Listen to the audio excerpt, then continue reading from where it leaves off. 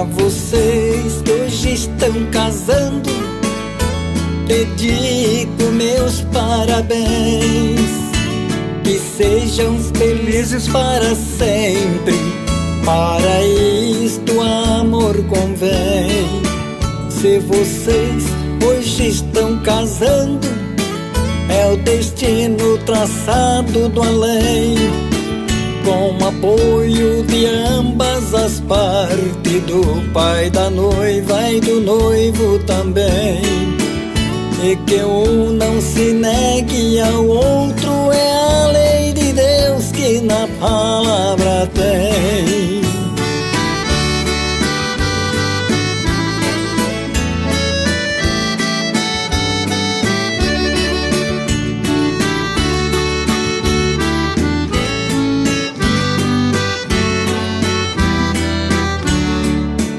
Sei que o noivo e a noiva agradecem a presença dos participantes.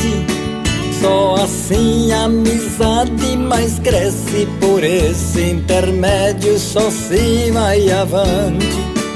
Quando um já pertence ao outro, trabalham junto numa forma constante, procurando, respeitando ao outro, e um para o outro não seja arrogante.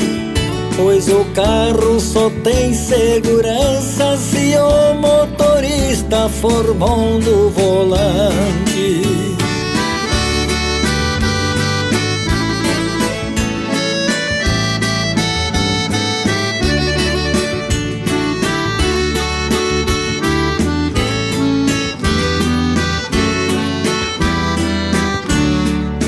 Prosseguindo a minha homenagem, não desperdice esta orientação.